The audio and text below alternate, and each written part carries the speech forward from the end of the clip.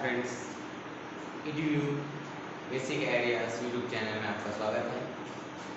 आप देख रहे हैं सीटेट पेपर 1 17 जनवरी 2023 क्वेश्चन पेपर था जो ऑनलाइन मोड पे हुआ था। उसके मैथमेटिक्स सेक्शन को हम सॉल्व कर रहे हैं ताकि आने वाले सीटेट के एग्ज़ाम में आपको हेल्प मिल सके। ये सीटेट पेपर 1 है। आप इसमें फर्स्ट पार्ट हमने बना दिया है। ये सेकंड पार्ट है जो मैथमेटिकल पेडागोजी के बारे में है। तो हम 15 क्वेश्चन को पहले करा चुके हैं पार्ट 1 में। पार्ट 2 में हम 16 नंबर क्वेश्चन से लेकर 30 नंबर क्वेश्चन तक कराएंगे। अब चलिए हम देखते हैं 30 नंबर क्वेश्चन, 16 नंबर क्वेश्चन से 30 नंबर तक के क्वेश्चन। 16 नंबर क्वेश्चन हम निकालते हैं।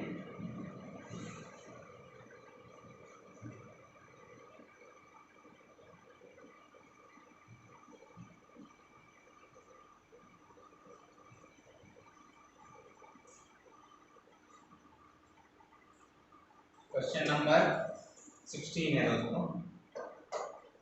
क्वेश्चन नंबर 16 में क्या बोल रहा है कि Harman, a class 5th student, can describe the properties of a square but is not able to explain the relationship between squares, rectangles and parallelograms. Herman is at which level of thinking as per Van Helle theory of geometric thinking? तो ये van हेले theory के ऊपर based है। Hindi medium कक्षा 5 का एक छात्र है हरमन। वर्ग के गुण समझ पाता है, वर्ग के गुण समझता है, वर्गों आयतों समांतर चतुर्भुज के बीच में संबंधों की व्याख्या नहीं करता। वैन हेले की ज्यामिति थिंकिंग, ज्यामिति चिंतन के सिद्धांत से वह किस स्तर पर है? तो वैन हेले का जो ज्यामिति चिंतन है वो 5 स्तर है उसके: visualisation, abstraction, deduction, analysis and rigour. ठीक है, उसको हिंदी में बोलते हैं दृश्यीकरण, संक्षिप्तीकरण, निगमन, विश्लेषण एंड दृढ़ता। तो ये देख पा रहा है, वर्ग को समझ पा रहा है, लेकिन ये आपस में संबंध स्थापित नहीं कर पा रहा है वर्गों, आयतों और समांतर चतुर्भुज के बीच में। ठीक है, स्क्वायर्स, रेक्टेंगल्स एंड पैरेललोग्राम में। तो इसको हम दृश्यीकरण स्तर बोलते हैं। दृश्यीकरण, विजुअलाइजेशन के स्तर पर वो है, वो संक्षेप नहीं कर पा रहा है, निगमन नहीं कर पा रहा है, विश्लेषण नहीं कर पा रहा है। ठीक है, ना ही उसके पास कोई प्रूफ है, दृढ़ है, कॉन्फिडेंट नहीं है वो। तो उसको विजुअलाइजेशन स्तर बोलेंगे, विजुअलाइजेशन स्तर में हरमन है। ठीक है, तो correct option is number 1।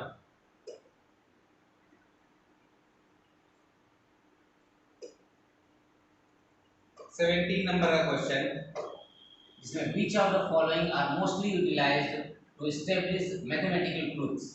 Mathematical truth को एस्टेब्लिश करने के लिए कौन मोस्टली यूटिलाइज होता है? तो यहाँ पर 4 ऑप्शन दिए हैं: experimentation, verification, logical reasoning, postulates. ठीक है, हिंदी में इसी को बोलते हैं गणित सत्यों को स्थापित करने, सत्यों को, गणित के जो सत्य हैं उनको स्थापित करने के लिए अधिकतर किस चीजों का उपयोग होता है? प्रयोग का, सत्यापन का, तार्किक विवेचन का, अभिगृहित होगा। तो जो उसके सत्य हैं, सबसे पहले तो एक होता है पोस्टुलेट्स, जो एक मान्यता होता है जिसको प्रूफ करने का जरूरत नहीं पड़ता। अभिगृहित, जिसको एक्सेप्ट कर लिया जाता है, उसको बोलते हैं पोस्टुलेट्स। तो this is correct option. And logical reasoning, तार्किक विवेचन किया जाता है गणित के सत्य को जानने के लिए। तो ये दोनों करेक्ट आंसर होंगे। एक्सपेरिमेंट साइंस में किया जाता है, वेरिफिकेशन उसको जांच करने के लिए किया जाता है। तो ये ऑप्शन सही नहीं हो सकता। C and D is correct option, C and D. So where is C and D? Fourth option is correct answer. ठीक है, C and D is correct. 18 number question में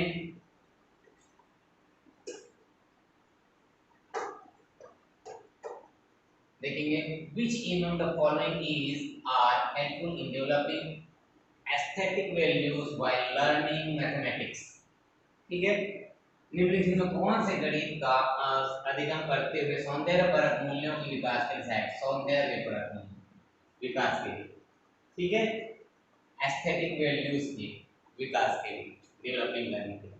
तो पहले है proving student with opportunity to solve more problems. मूल problem के solve करने के लिए तुमको देते हैं जब विद्यार्थियों को अधिक प्रश्नों को हल करने के अवसर प्रदान करते हैं। Exploring the use of mathematics in various arts, architecture and rangolis. This is the answer, right answer. और भी आंसर सही हो सकते हैं। सो आर्ट करने के लिए, आर्किटेक्चर के, रंगोली के लिए जब हम बच्चों को कुछ कार्य देते हैं वो बहुत इंटरेस्ट से करते हैं, इसलिए विभिन्न कलाओं, वास्तुकला, रंगोली के माध्यम से अन्वेषण करके उसका गणित का अध्ययन कराते हैं, तो उसमें सौंदर्य आता है क्योंकि स्टूडेंट्स लोग उसमें इंटरेस्ट लेते हैं। तो ये बी वाला सही हो सकता है। Proving opportunities to students to formulate their own question and investigation mathematical situation in their surrounding, choose the surroundings। ठीक है, विद्यार्थियों को अपने आसपास गणितीय विधियों की जांच करने और अपने स्वयं के प्रश्न बनाने के अवसर प्रदान करने, इस पे भी बच्चे इंटरेस्ट लेते हैं, तो ये भी आंसर सही हो सकता है। तो ये दो आंसर है जिसमें हम एस्थेटिक वैल्यूज डेवलप कर सकते हैं बच्चों में मैथमेटिक्स के संबंध में। So B and C is the correct answer. So third option is correct. Right? Next question के लिए हम आगे बढ़ेंगे। 19 नंबर में हम देखेंगे कि individuals are assessed by comparing their performance or score against their own previous performance or score in। ठीक है, खाली स्थान में लोगों का मूल्यांकन उनके वर्तमान प्रदर्शन या अंकों की उनके पिछले प्रदर्शन या स्कोर से तुलना करने करके किया जाता है। तो किसमें किया जाता है? ये होता है इप्सेटिव असेसमेंट में, जिसमें जो वर्तमान उनके मूल्यांकन के प्रदर्शन है वो पुराने प्रदर्शन से उसमें तुलना करते हैं, तुलना करके किया जाता है, तो उसी को बोलते हैं इप्सेटिव असेसमेंट। ठीक है, so second option is correct answer।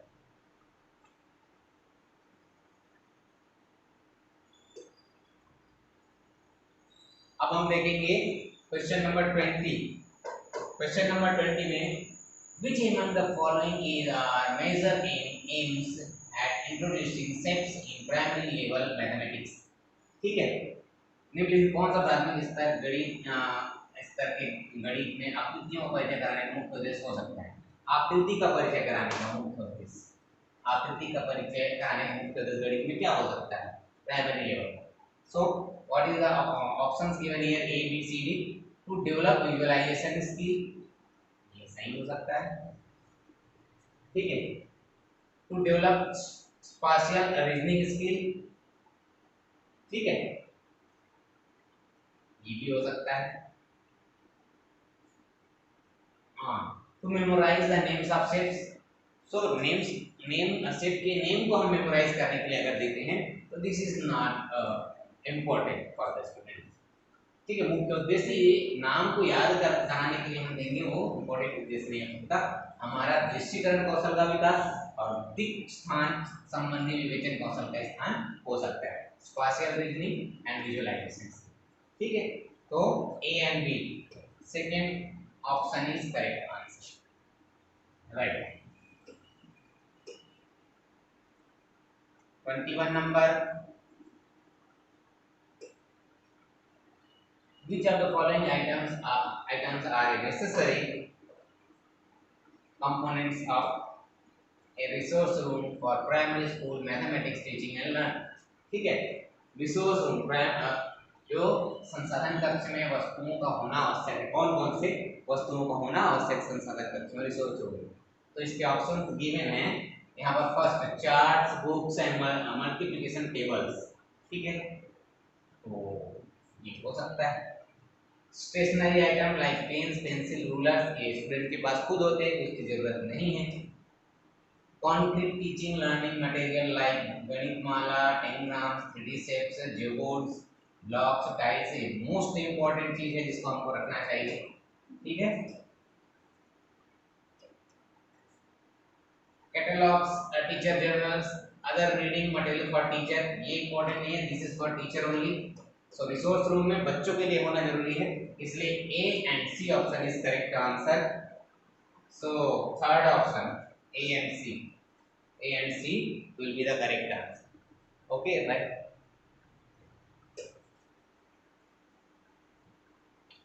22 number question को हम देखेंगे। अ class 5 student can recognize and group different geometrical shapes according to their properties and attributes. Which of the following cognitive skill most appropriately helps the child to complete the above task? ठीक है, एक विद्यार्थी विभिन्न ज्यामितीय आकृतियों को उनके गुण और विशेषता के अनुसार पहचान सकता है और समूहीकरण कर सकता है। निम्नलिखित में कौन सा संज्ञानात्मक कौशल सर्वाधिक उपयुक्त रूप से बच्चों के उपयुक्त कार्य को पूरा करने में सहायता करता है? ठीक है, तो अगर बच्चों में विभिन्न ज्यामितीय आकृति को उसके गुणों और विशेषताओं के आधार से पहचान सकता है और समूहीकरण कर सकता है, तो संज्ञानात्मक कौशल का सर्वाधिक उपयुक्त रूप कौन हो सकता है? तो वो होता है इंडक्टिव, जिससे बच्चा जो होता है वो बेसिक चीजों से लेके वो आगे बढ़कर उनकी विशेषताओं और गुणों को पहचान कर वो आगे उसको जोड़ने की कोशिश करता है, वो इंडक्टिव मेथड हो सकता है, इंडक्शन हो सकता है, आगमन हो सकता है। ठीक है,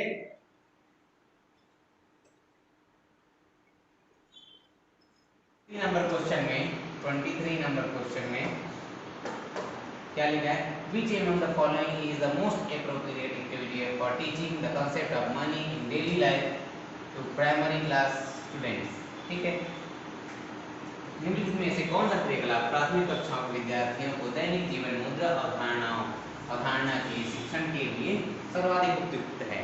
यहाँ पर 4 तरीके दिए गए हैं। A, organising a role play, visiting nearby market, teaching the rules of conversation for different types of money using an algorithm. ठीक है, तो हम देखेंगे जो प्राइमरी कक्षा के बच्चे हैं उनको हम रोल प्ले देकर विभिन्न एक्टिविटी करा सकते हैं, जिसमें वो बहुत ध्यान से करते हैं, बहुत इंटरेस्ट लेते हैं और रोल प्ले के माध्यम से मनी का जो अवधारणा है वो समझ सकते हैं। Visiting a near by market, visiting nearby market हम विजिट करके दिखा सकते हैं, सामान खरीद के उनको पैसे देकर और सामान खरीद के कैसे होता है और मनी का अवधारणा समझा सकते हैं। और रूल्स बताने से बहुत ज़्यादा विकास होना जरूरी नहीं है, यूजिंग एन एल्गोरिथम ये भी नहीं हो सकता। So A and B these are most important, सर्वाधिक उपयुक्त ये हो सकते हैं। फर्स्ट ऑप्शन, पहला ऑप्शन सही है। ठीक है,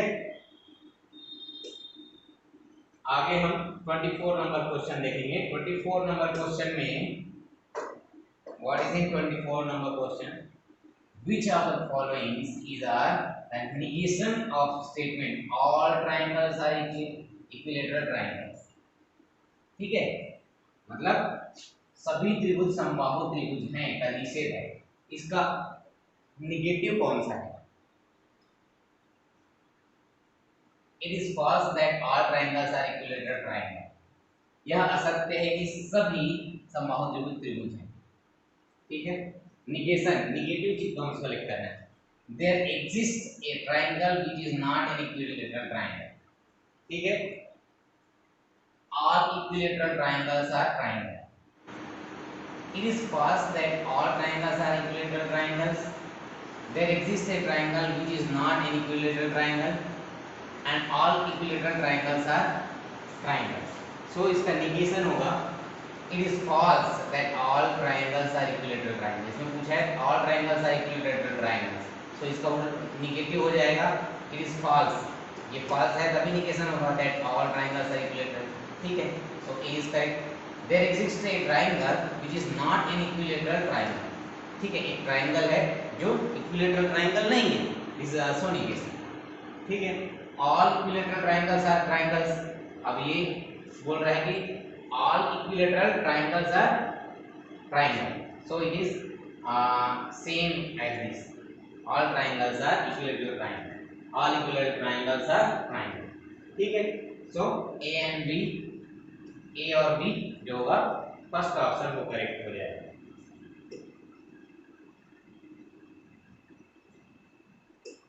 question number 25, a child states that if line AB is shorter than line CD and line CD is shorter than EF, then line AB will be shorter than line EF. which property of measurement is being referred. So बोल रहा है कि AB is shorter than line CD. एक line है CD, AB जो है shorter than CD, ठीक है. CD is shorter than line EF. CD is shorter than line EF. EF उससे बड़ा है, ठीक है. Then line AB will be shorter than EF और ये AB है. So it is also shorter. So this is the relation, ठीक है.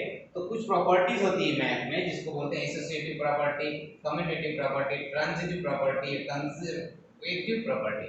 सो रिलेशन में जो ए का बी के ए बी का रिलेशन बता रहा है सी डी के साथ और सी डी का रिलेशन ई एफ के साथ बता रहा है, तो ए बी का रिलेशन ई एफ के साथ होगा. This is transitive property. Transitive property बोलते हैं इसको, ठीक है. संक्रामिकता गुणधर्म बोलते हैं, तो इसको बोलते हैं ट्रांजिटिव प्रॉपर्टी. तो आंसर इज थर्ड, तीसरा आंसर सही हो जाएगा, ठीक है. डन. ओके, अब हम next 26 number question. 26 number question, which of the following is an example of a role play method of teaching counting the concept of numbers of children of grade. कक्षा के बच्चों गिनती और अंक गणना के शिक्षण में कौन सा खेल विधि का एक उदाहरण है, ठीक है. A teacher takes the children to the playground and makes them recite numbers. recite number बोला है तो नंबर रिसाइट करने का प्ले मेथड नहीं होता है. allowing children to play freely as it may promote knowledge of numbers and counting skills, ठीक है. बच्चों को फ्री छोड़ देना है उनको उनकी नॉलेज को प्रमोट करने के लिए, नंबर को काउंट करने के लिए, ठीक है. बच्चों को खेलने की अनुमति दें क्योंकि यह हमको ज्ञान और गणित और सबको बढ़ावा दे सकता है, ठीक. आगे देखते हैं, जो मोस्ट एप्रोप्रिएट आंसर होगा उसी को हम क्लिक करेंगे. Teacher using concrete materials like tables, tokens, beads and allowing children to play with these in a guided manner में, ठीक है. शिक्षक या शिक्षिका मूर्त वस्तुओं जैसे पत्थर के टुकड़े, टोकन, मोती आदि का उपयोग करके करें और बच्चों को निर्देशानुसार इन वस्तुओं को खेलने की अनुमति दें. इससे क्या होगा, उनको एक कॉन्क्रीट चीज मिल जाएगी इसको खेलने के लिए और उनको इंटरेस्ट भी बना रहेगा और साथ में काउंटिंग आराम से वो कर सकते हैं. ये हो सकता है. नेक्स्ट क्वेश्चन, शिक्षक शिक्षिका अंक चार्ट का उपयोग करें, संकेतक पॉइंटर का उपयोग करते हुए कक्षा में बैठे सभी बच्चों को दिखाएं. नंबर चार्ट यूज करना है, उसको अच्छा बैठा बच्चों को पॉइंट करके उसको पढ़ा सकते हैं. तो option C is third option जो है वो करेक्ट लग रहा है, मोस्ट एप्रोप्रिएट लग रहा है. टू के तुलना में ये नहीं हो सकता, ये भी नहीं हो सकता. टू के तुलना में थर्ड इज मोर एप्रोप्रिएट, ठीक है. अब 26 के बाद 27 नंबर पे आए. इसमें बोला है lesson planning belongs to which phase of teaching. Lesson plan किस फेज, टीचिंग का कौन सा चरण है, पाठ योजना शिक्षण कौन सा चरण है. तो हम पाठ योजना लेसन प्लान तभी बनाते हैं जब हम उस लेसन को प्लान, जब हम उस लेसन को पढ़ाने वाले होते हैं. पढ़ाए नहीं रहते, पढ़ाने के लिए हम लेसन प्लान बनाते हैं. तो वो प्री एक्टिव एक्टिविटी होता है. प्री एक्टिव लेसन को एग्जीक्यूट करने से पहले हम प्री प्लान करते हैं, उसको लेसन प्लान बोलते हैं, उसे प्री एक्टिव बोलते हैं.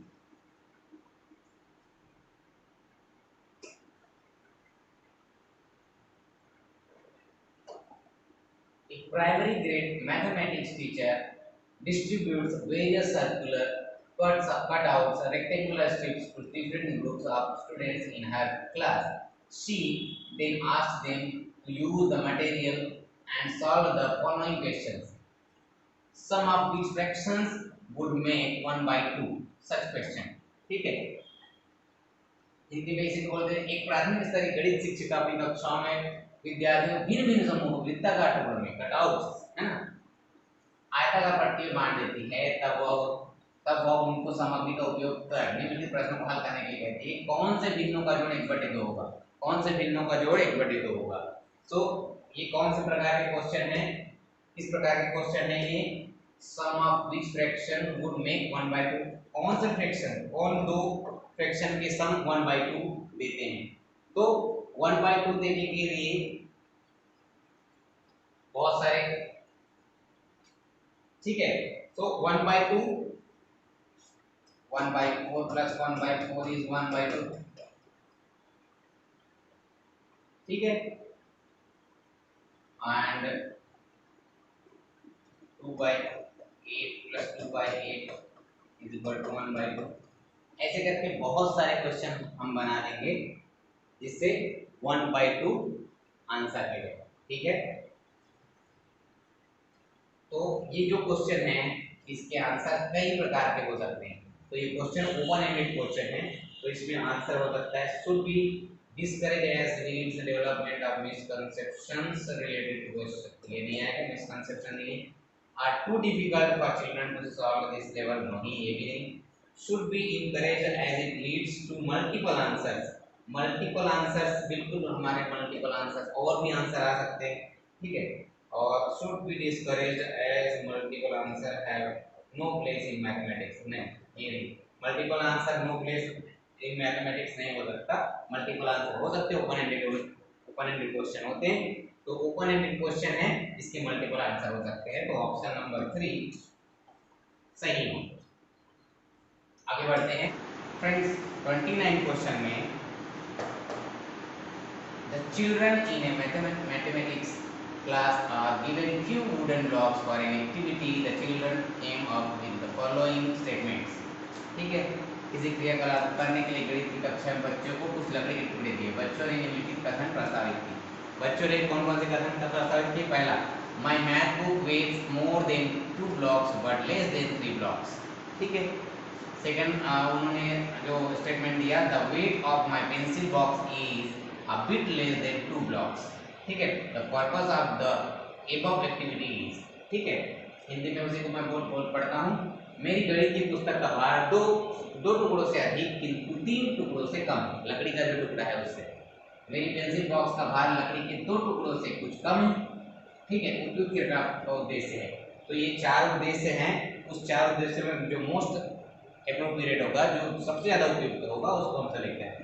To engage student in creative work while teacher is busy, विद्यार्थियों को सृजनात्मक कार्य में व्यस्त रखने के लिए, व्यस्त रखना जब शिक्षक उनको व्यस्त रखना है जब शिक्षक व्यस्त है तो the strengthen the concept of the aiding of weight, तो इसमें वेट एड नहीं हो रहा है, यहाँ पर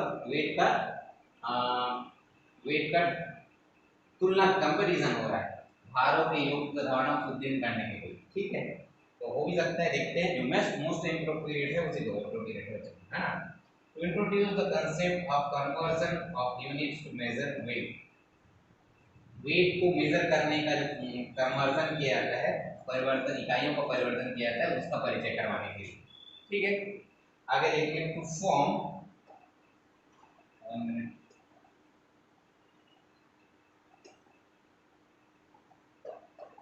fourth number, to form the base to introduce the concept of measurement of weights, ठीक है। भार मापने की अवधारणा का परिचय देने के लिए आधार बनाना। अगर हम किसी से तुलना कर रहे हैं तो एक को दूसरे के साथ आधार बना रहे हैं, समझिए, ठीक है। सो ये base to introduce the concept, ये बेस जो हम बना रहे हैं मेजरमेंट वेट वेट को मेजरमेंट करने का एक बेस इंट्रोड्यूस कर रहे हैं बच्चों को। अगर हम किसी से कंपेयर कर रहे हैं उसके वेट का, तो वो बेस इंट्रोड्यूस कर रहे हैं, तो ये फोर्थ ऑप्शन सही हो सकता है, और बाकी से ज्यादा उपयुक्त यही लग रहा है, तो fourth option is correct, fourth option is correct answer. Then number 30,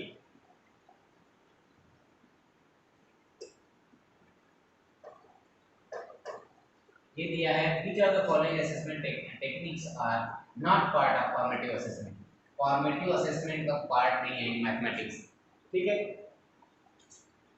निम्नलिखित आकलन में कौन सी तकनीक गणित में रचनात्मक आकलन का हिस्सा नहीं है, ठीक है। अब इसमें देखेंगे portfolios, rubrics, observation, term and exam, ठीक है। पोर्टफोलियो, रूब्रिक्स, अवलोकन और संक्रांत परीक्षा। फॉर्मेटिव असेसमेंट बीच बीच में होने वाला परीक्षा होता है। ये बच्चों को रिमीडियल किया जाता है। जो बच्चे कमजोर होते हैं, जो स्लो ब्लूमर्स होते हैं, उसको वो फॉर्मेटिव असेसमेंट में बच्चों का पोर्टफोलियो, रूब्रिक्स, ऑब्जर्वेशन, ये सारे चीज होते रहते हैं। टर्म एंड एग्जाम जो होता है वो इवोल्यूशन होता है, एनुअल एग्जाम होता है, लास्ट परीक्षा होता है, समेटिव असेसमेंट होता है। तो ये फॉर्मेटिव असेसमेंट रहता है आपका एंड पोर्टफोलियो, रूब्रिक्स फॉलो करना। ठीक है। और इसमें को क्वेश्चन पूछा है कि